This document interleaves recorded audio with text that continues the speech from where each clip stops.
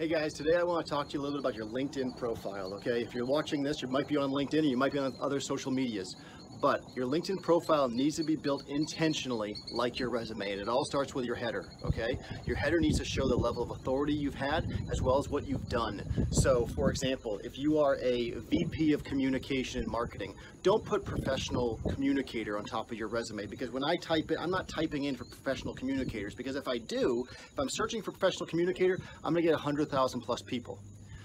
But you should put in things that I would search for as a recruiter if I was looking for a VP of communication. I would type in VP of communication. I would type in executive of communication. I would type in executive marketing professional. There's certain things I would type in, so be thinking about if you were hiring for the role. And you can do this on LinkedIn. You can search for titles, and you can do that. Put open parenthesis or open a quote, the title, close quote, and see how many people pop up in that search. And then you can kind of better position yourself what you should be putting in for your own title, so that way you're popping up on the relevant searches.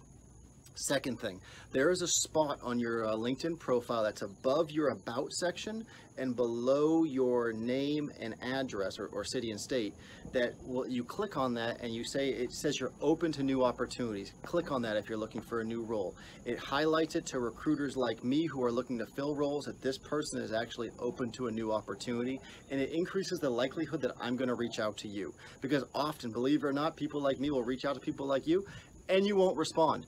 If you put I'm open to new opportunities, I feel much more confident that you're going to reach back out to me, so you have a better chance of me actually trying to engage you for an opportunity. And then the last thing, and maybe one of the most important things, okay, is your LinkedIn profile should complement your resume. I didn't say it should be a mirror image of your resume, but it certainly should complement your resume. Dates should be the same. If you worked for a company from June of 15 to December of 16, and that's what it says on your resume, then it sure as heck should say that on your LinkedIn profile. It shouldn't say July of 15 to November of 16. It should be the exact same. The date should be the same. The title should be the same. The content, however, that's where you can play around with it a little bit. They should not be carbon copies.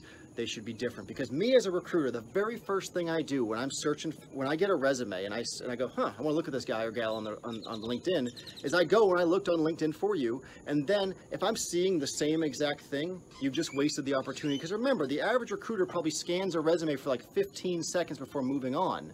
If I'm now actually engaging you and clicking on your LinkedIn profile, you don't want me to see the same exact 15 seconds worth of information I just saw on your resume. You want to see some other stuff. So you have an opportunity to be more personable on your LinkedIn profile and show a little bit of more of your personality. You don't have to be afraid to say the words like I and me on your LinkedIn profile. It doesn't have to be so structured, but it still should be scannable. It still shouldn't be blocks and blocks of paragraphs of information. It should have accomplishments on there, but it should also highlight kind of what you did, what the company did, in more general terminology.